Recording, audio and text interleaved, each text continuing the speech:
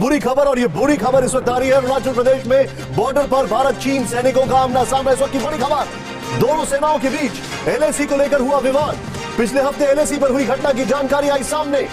कुछ घंटों तक चीन भारत सैनिक रहे आमने सामने। आखिरकार प्रोटोकॉल के तहत मामला शांत किया गया।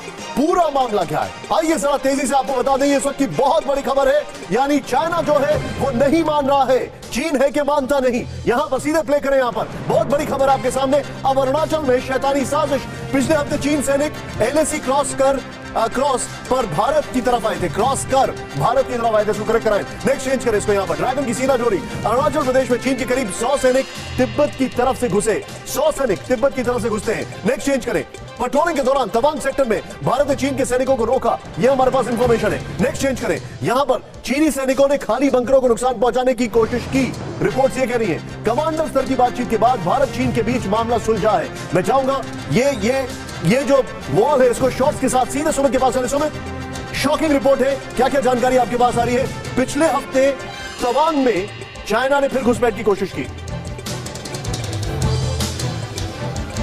बिल्कुल, आपने बिल्कुल ठीक कहा निशांत, क्योंकि आप देखें कि जो तवांग का जो इलाका है, चाहे वो बुमला हो चाहे यांगसे हो, ये वो इलाके हैं जो बिल्कुल एलएसी के इलाके। 1962 के अंदर भी इन्हीं इलाकों में जंग हुई थी भारत और चीन के बीच में। लगातार एक परसेप्शन लाइन के ऊपर दोनों ही देश काम करते हैं। भारत उसको एलएसी कहता है, चीन उसको चीन क्लेम ऑफ लाइन कहता है। लेकिन इंपॉर्टेंट ये है कि पिछले एक महीने में हम देख रहे हैं कि न सिर्फ उत्तराखंड बल्कि अरुणाचल में कई इलाकों में इस तरीके से कन्फ्रंट्रेशन मिला। हालांकि ये जिस तरीके का स्टैंड ऑफ या जिस तरीके का आपस में कन्फ्रंट्रेशन था, इसको लेकर ये कहा गया कि दोनों जो पेट्रोल पार्टीज थी वो आमने सामने आ गई एक ही वक्त के अंदर, जब लगातार दोनों अपने एरियाज को पेट्रोल डोमिनेट करने के लिए बाहर निकली हुई थी। अरुणाचल में सीमा पर फिर आमने सामने भारत चीन दोनों सेनाओं के बीच एलएसी को लेकर हुआ विवाद। पिछले हफ्ते एलएसी पर हुई ये घटना और कुछ घंटों तक चीन और भारत के सैनिक एक बार फिर से आमने सामने। आखिरकार प्रोटोकॉल के तहत मामला शांत किया गया।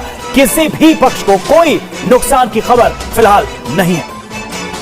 तो पिछले हफ्ते की यह घटना जब दोनों देश के सैनिक आमने सामने एक बार फिर से आए। अरुणाचल में लाइन ऑफ एक्चुअल कंट्रोल के पास की यह घटना है। हालांकि खबर यह है कि कोई नुकसान किसी भी पक्ष को नहीं हुआ है। सुमित चौधरी हमारे साथ इस वक्त जुड़े हुए हैं, हमारे सहयोगी। सुमित, नुकसान तो नहीं हुआ है लेकिन कोशिश वही चल रही है सीमा पर एलएसी पर डिस्टर्बेंस की चीन की तरफ से।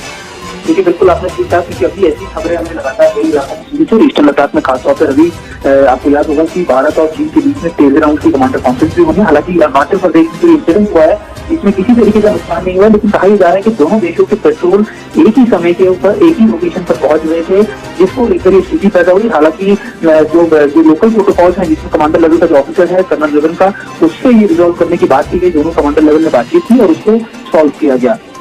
कई राउंड्स की सुमित कमांडर लेवल की बातचीत इसके पहले भी हो चुकी है, लेकिन ऐसा लग रहा है कि जो इंटेंशन है वो बरकरार है। क्या बातचीत का कहीं कोई असर नहीं हो रहा? देखिए रवि, एक इम्पोर्टेंट बात यह है कि दोनों देशों में खासतौर पर जब ईस्टर्न लद्दाख की बात करते हैं, उसके अलावा न सिर्फ अरुणाचल में बल्कि कई दूसरी लोकेशन में इसी तरीके के एग्रेसिव पेट्रोल चीन की तरफ से बढ़ते जा रहे हैं। और यही वजह है कि लगातार जो कंसंट्रेशन है वो बहुत ज्यादा बढ़ रहा है। और अभी कहा यह जा रहा है कि अरुणाचल में भी कुछ ऐसी स्थिति बनती थी, लेकिन दोनों ही देशों के जो कमांडर्स हैं, लोकल कमांडर्स, उन्होंने आपस में बातचीत की और उसके बाद दोनों के दोनों लोग जो है वो इस मैटर को रिजॉल्व करके आपस में वापस लौट गए। लेकिन सुबह जरा इस बात की भी जानकारी दीजिए, ये भी बताइए कि आखिर टेंशन जो है, विवाद क्यों देखने को मिला? क्यों आखिर दोनों देशों के सैनिक आपस में भिड़े? हालांकि विवाद बाद में सुलझ गया। देखिए, किसी तरीके की आपस में किसी तरीके का डैमेज है, किसी तरीके का गतिरोध नहीं हुआ। ये इसलिए भी होता है क्योंकि ये दोनों जो है, क्योंकि एलएसी पे जो है वो परसेप्शन लाइन है। चीन अपनी क्लेम ऑफ लाइन मानता है, इंडिया अपनी एलएसी मानता है। लेकिन इंपॉर्टेंट ये है कि इसको लेकर खासतौर पर इंपॉर्टेंट ये है कि चीन को हमेशा ये लगता है कि वो जो परसेप्शन लाइन है उसको भारत माने। तो दोनों ही देशों में परसेप्शन लाइन को लेकर काफी ज्यादा कह सकते हैं कि मिसअंडरस्टैंडिंग है। और इसको लेकर आमने की खुद भी ये कई बार जाती है कि जब तक परसेप्शन लाइन को लेकर क्लैरिटी नहीं होगी दोनों देशों के बीच में, तब तक इस तरह की कन्फ्रंट्रेशन, इस तरीके की चीजें हम देखते रहेंगे। अंजलि, सुमित, आगे जो बैठक होनी है कमांडर लेवल की, क्योंकि इसके पहले भी कई बैठकें हो चुकी हैं और उसमें लगातार इसी बात पर चर्चा चल रही है कि किसी भी तरीके से इस टेंशन को जो है वो कम किया जाए। पिछले हफ्ते का जो इंसिडेंट है जिस पर आप जानकारी दे रहे हैं, आगे की बैठक में क्या ये मुद्दा भी उठेगा? इस मसले पर भी बात होगी? देखिए, निश्चित तौर पर हालांकि अभी जो बैठकें हुई है वो सिर्फ ईस्टर्न लद्दाख के ऊपर हुई है, इसके अलावा कोई चीज इसके ऊपर डिस्कस नहीं होगी। अब इम्पोर्टेंट ये है कि मोटे तौर पर अगर आप देखें कि इस तरीके की कंसंट्रेशन का मकसद या इसमें भी है क्योंकि चीन चाहता है कि ऐसे कंसंट्रेशन पॉइंट ज्यादा से ज्यादा बन सके ताकि वो अपनी चीजों को भारत से रोक सके। सुमित, एक चीज और बताइए, ये जहां पे अभी ये कन्फ्रंटेशन की खबर आ रही है, इस पॉइंट के बारे में कोई जानकारी, कोई हिस्ट्री ऐसी रही है यहाँ पर?